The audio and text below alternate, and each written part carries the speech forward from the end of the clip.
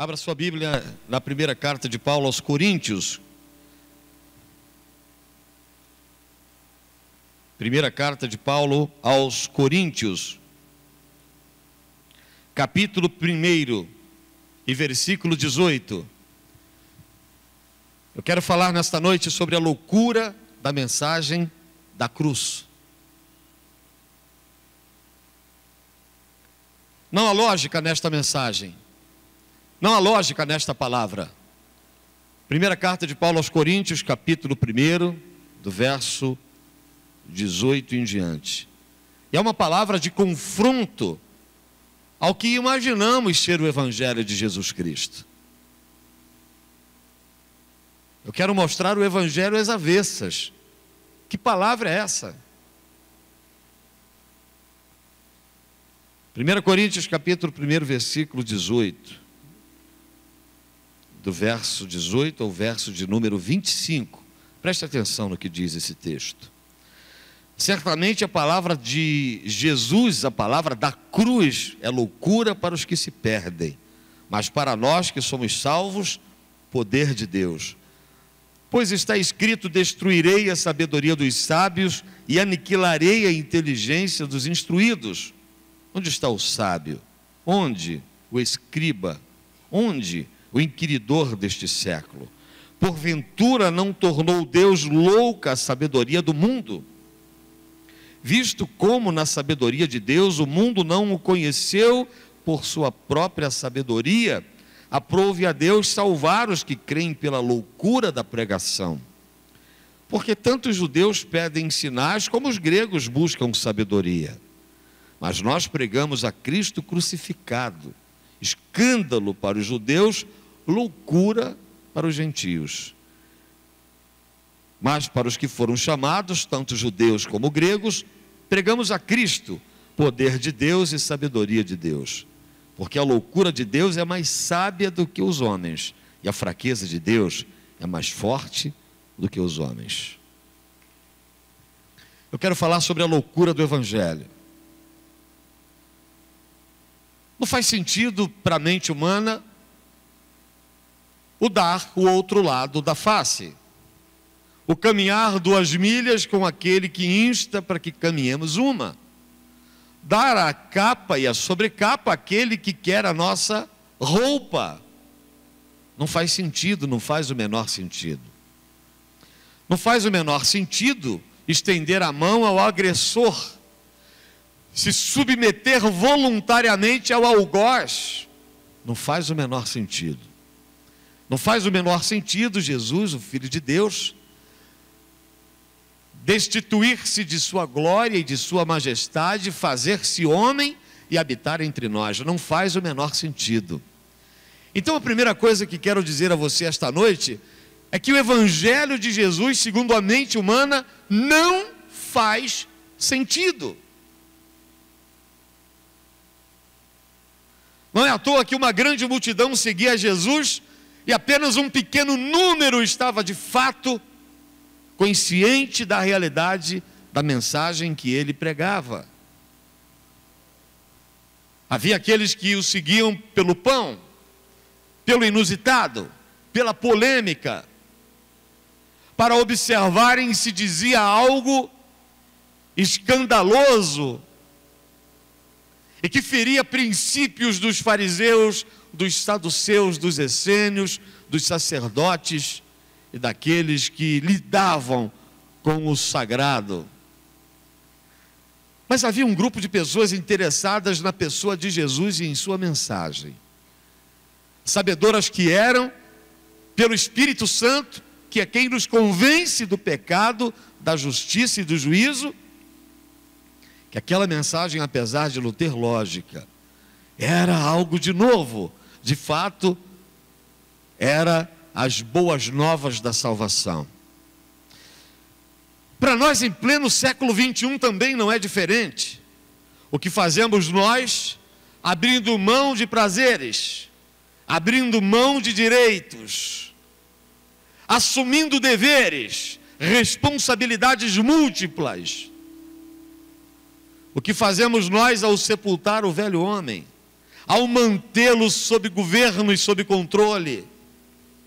O que fazemos nós, senão loucura para o mundo, quando oramos por aqueles que nos perseguem e abençoamos a vida daqueles que nos resistem? O Evangelho de Jesus não faz o menor sentido.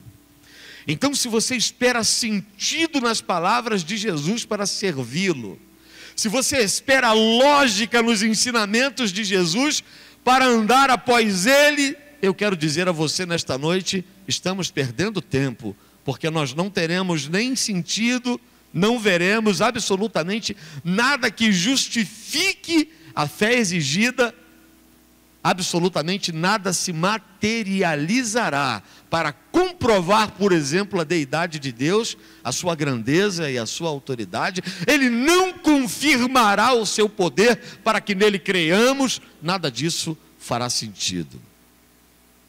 Mas a palavra de Paulo aos crentes da cidade de Corinto é de atenção à mensagem da cruz.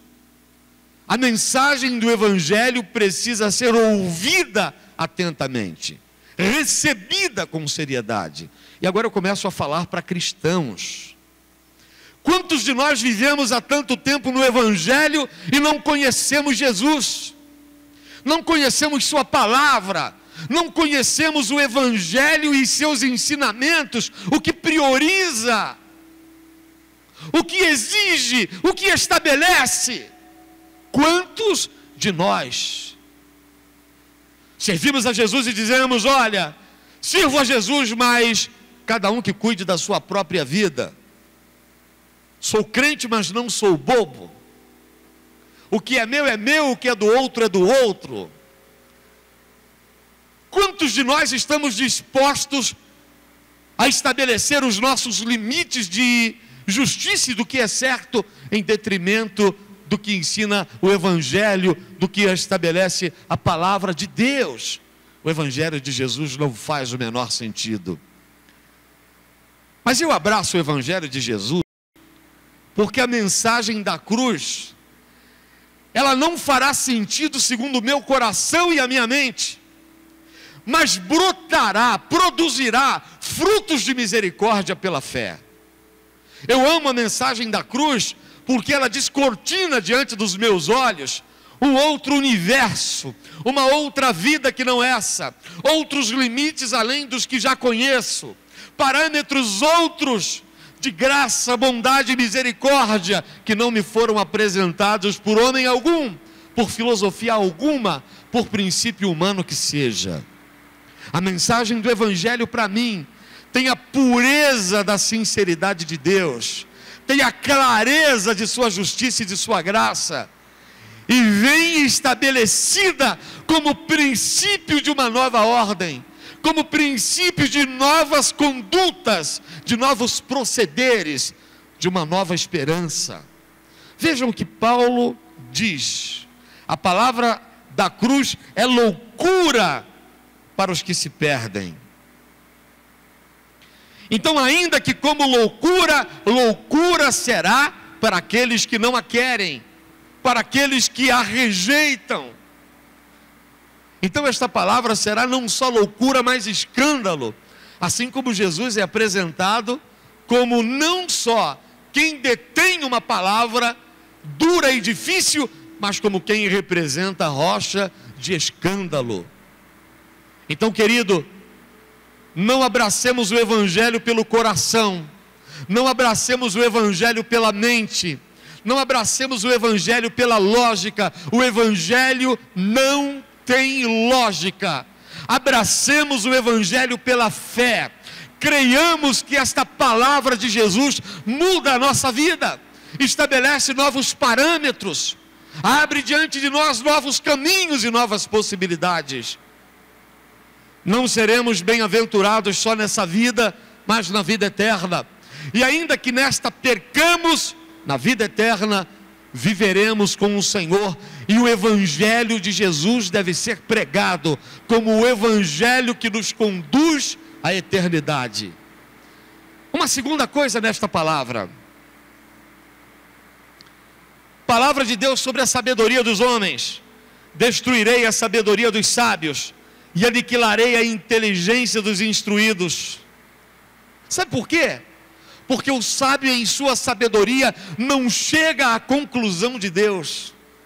Muito pelo contrário, contesta Deus, abre mão da fidelidade de Deus, abre mão desta não lógica do evangelho de seu filho. Então esta palavra se cumpre na rejeição, e muitas vezes na vida do crente que também fecha os ouvidos, fecha os olhos, fecha o coração para a mensagem do evangelho. Até onde estamos dispostos a andar com Jesus? Até onde estamos dispostos a segui-lo? Até onde estamos dispostos à cruz?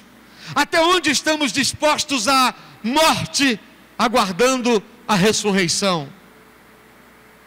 Quantos de nós não queremos um evangelho que se pragmatize, que se materialize?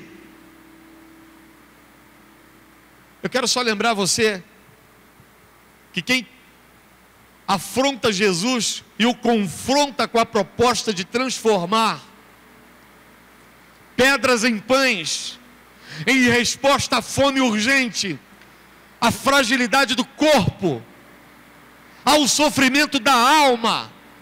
E quando Jesus é levado ao deserto para ser tentado, o autor da proposta é Satanás. É ele o autor do milagre imediato, da proposta da fuga do sofrimento, da fuga da aflição. É ele o autor da proposta do bem-estar pleno do corpo, da busca pela satisfação a qualquer preço das intenções da alma. Isto não é evangelho de Jesus Cristo. E a terceira e última coisa, queridos, a mensagem da cruz não satisfará a necessidade do nosso corpo, nem a necessidade da nossa alma. A mensagem da cruz não enfatizará os esforços que porventura venhamos a empreender, mesmo na obra, mesmo na causa. Até porque o evangelho diz que aquele que muito faz, no final do muito que fizer, ainda será servo inútil e ainda deveria estar consciente de que poderia fazer muito mais. Esse sentimento de autocomiseração, de misericórdia autoimposta, de suficiência do que fazemos, é humano. Este sentimento não é de Deus, não é movido pelo Espírito Santo.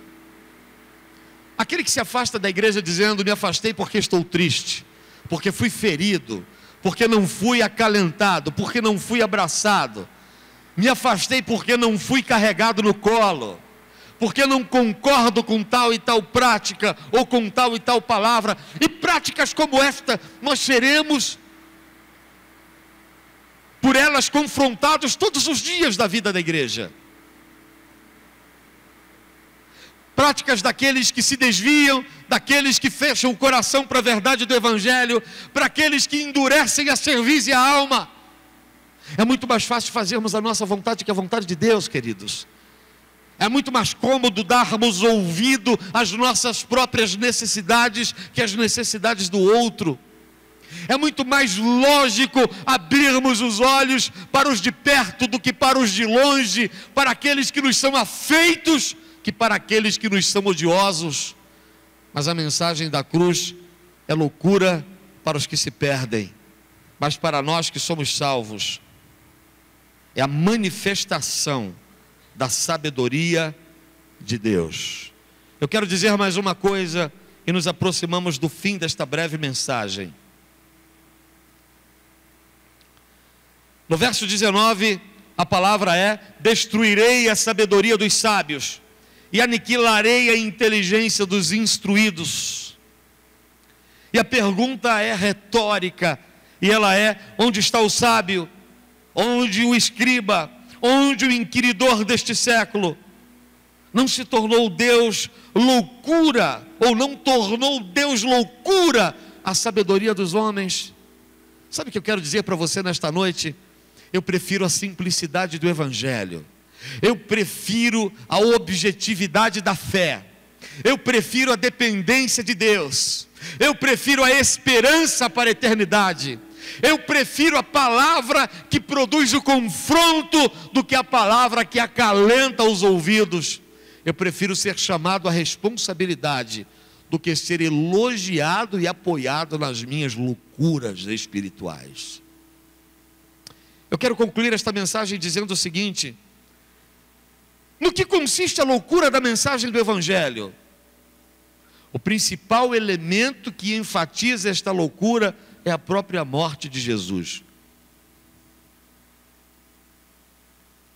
Um ladrão colocado à direita, o outro colocado à esquerda, faziam a companhia derradeira a Jesus. Eram os ladrões que estavam a seu lado. Os discípulos estavam ao pé da cruz, aqueles que o amavam, os espectadores de sua morte ao redor, mas ao redor de si, lado a lado consigo, apenas dois ladrões. E os dois ladrões tipificam a alma humana, uma convencida de sua honestidade e das verdades que ensinara, o outro resistente à morte e desejoso de ver a intervenção divina para crer. Não crer para ver, mas ver para crer. São dois grupos distintos de pessoas que ainda constituem a nossa sociedade. Pessoas que seguem a Jesus pelos milagres que fazem e que mesmo na cruz esperam que Ele faça alguma coisa para crerem nele, e de preferência que Ele faça algo para torná-los abençoados e conhecedores, então, presenciais deste poder libertador, regenerador, transformador que Jesus então teria. Então eu sinto muito de dizer a você que Jesus não desceu da cruz, não salvou-se a si mesmo, não retirou este condenado de sua morte, não o eximiu de sua culpa, mas a outro também não o fez, não o retirou da cruz, não o salvou da morte, mas descortinou diante deste segundo aquilo que o primeiro não conseguiu ver. Jesus diz ao quebrantado, Jesus diz ao esperançoso, Jesus diz ao que abre o coração à sua palavra: hoje mesmo estarás comigo no paraíso. Aliás, uma outra incoerência da mensagem da cruz, que não propõe a liberdade pelo livramento da morte, mas pela liberdade do livramento na morte. A salvação se configura para a vida do crente a partir do começo da eternidade. É salvação da ira vindoura. Vivemos na expectativa da salvação. Isso é loucura, isso não faz o menor sentido. É a loucura da cruz, é a loucura do Evangelho. Jesus não vai dizer ao homem bom o quanto ele é bom, ao justo o quanto ele é justo, ao homem farto em misericórdia o quanto as suas misericórdias são atrativas. Jesus não vai fazer isso. Jesus vai dizer, enfim, que precisamos estar em sua dependência e aguardar em suas misericórdias. Então eu quero dizer a você nesta noite, servo de Jesus, crente, lavado do sangue do Cordeiro, não sirva Jesus por aquilo que Ele pode fazer por você, sirva Jesus por aquilo que Ele é. E se você quer servir a Jesus, não sirva a Jesus apenas com suas palavras, ainda que pouco fale, sirva Jesus com a sua vida. Porque você ajuda o outro, porque o Evangelho de Jesus exige que você assim o faça. Porque você vai ao encontro do perdido, porque Jesus assim o fez.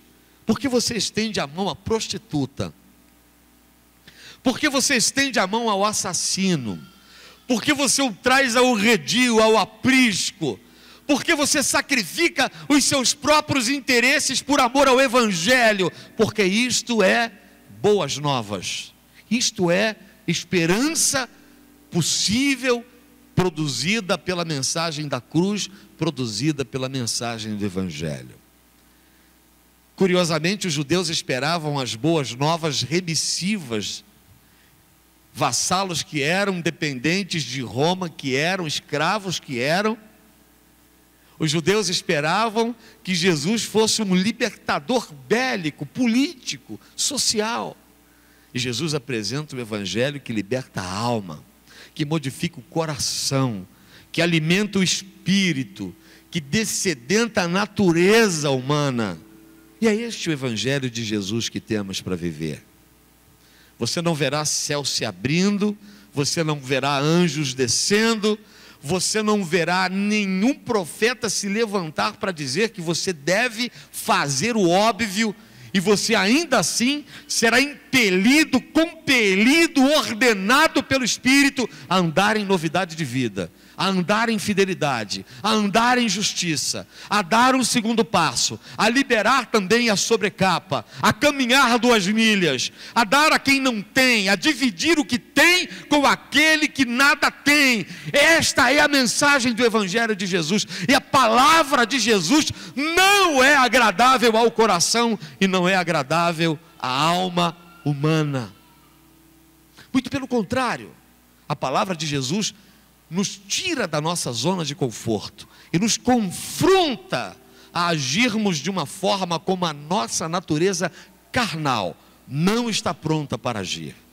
Eu quero concluir esta breve mensagem dizendo a você que só andando em novidade de vida, só andando em santidade, só andando em oração, só cumprindo os ensinamentos de Jesus no dia a dia, fazendo o que Ele fez, andando como Ele andou, vivendo como Ele viveu, ensinando o que Ele ensinou, praticando o que Ele praticou, é que seremos de fato cristãos. Não seremos cristãos por pertencermos a uma igreja, por pertencermos a uma denominação, por mais interessante que seja ela, por mais interessante que sejam os seus ensinamentos e postulados. Não seremos cristãos por termos uma Bíblia debaixo do braço, por sermos frequentadores de igreja. Não seremos cristãos porque dizimamos ou ofertamos. Não seremos cristãos porque estamos na casa do Senhor e a ela vimos todos os domingos. Não seremos cristãos por isso. Seremos cristãos quando de fato nos parecermos com Cristo, quando de fato vivermos como viveu o Senhor, quando de fato estivermos prontos para vivermos exatamente os ensinamentos de Jesus até as últimas consequências. Sabe como é que eu termino a mensagem de hoje? Dizendo a você: bem-vindo à cruz, bem-vindo ao madeiro, bem-vindo aos pregos cravados nas mãos e nos pés, bem-vindos ao vinagre, bem-vindos à lança do lado, bem-vindos à dor da morte, bem-vindos à dor da solidão, bem-vindos à angústia daquele que clama: Deus meu, por que me desamparaste? Isso é evangelho. Não tire a cruz do seu evangelho, não tire a morte de seu evangelho, não tente viver um evangelho onde não haja sacrifício, temor, quebrantamento. Não tente viver um evangelho onde não haja obediência, onde não haja cruz para carregar, onde não haja coração para quebrantar, onde não haja joelhos para dobrar. Não viva este evangelho. E ainda que duro seja, ainda que complexo seja, viva o evangelho da perda. Viva o evangelho daquele que não tinha onde reclinar a cabeça. Viva o evangelho daquele que disse: os lobos têm covis para si, mas o filho do homem não tem onde reclinar a cabeça.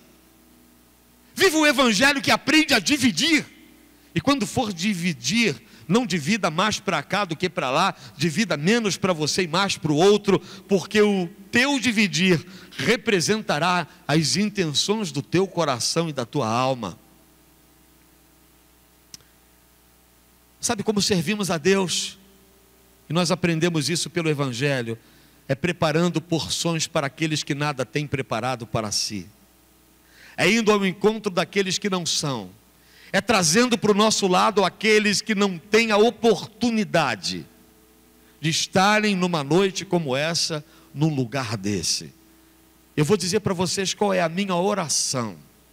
A minha oração é que cada lugar vago nesta igreja seja preenchido por um alcoolista, por uma prostituta, por um travesti, por um andarilho, por um assassino, por um drogado, por alguém que não tenha a menor afinidade com o Evangelho, mas que seja alcançado pelo poder da palavra e pelo poder da justiça do nosso Deus.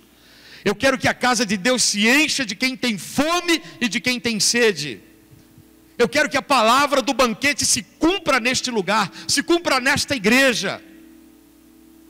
Sabe o que faz o dono da festa? Ele convida os seus amigos e as pessoas ilustres não vêm. Estão ocupadas demais para aceitarem o convite do dono da festa. E da hora do banquete, e os convidados não chegam, e os ilustres convidados não dão o ar da graça. E os servos daquele senhor perguntam a ele: podemos retirar a mesa?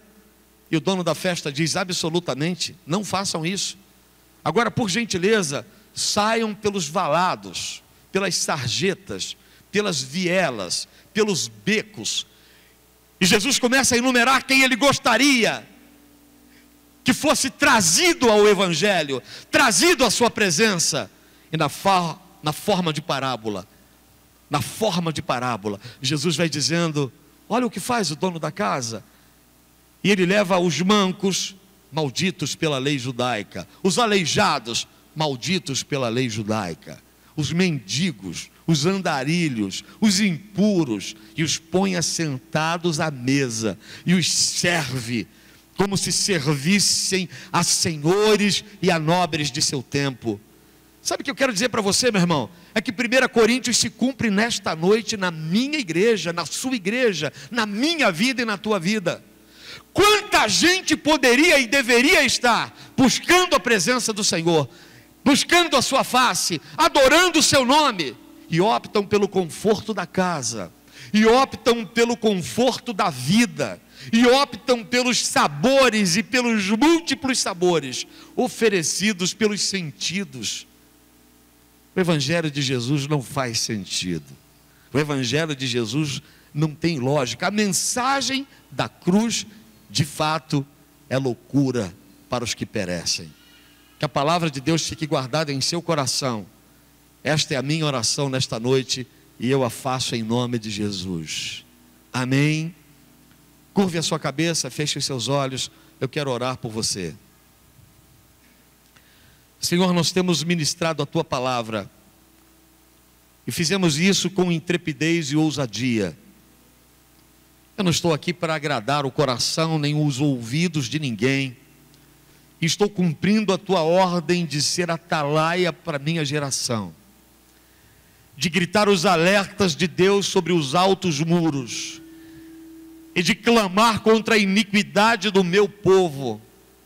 E o faço na autoridade do nome de Jesus esta noite.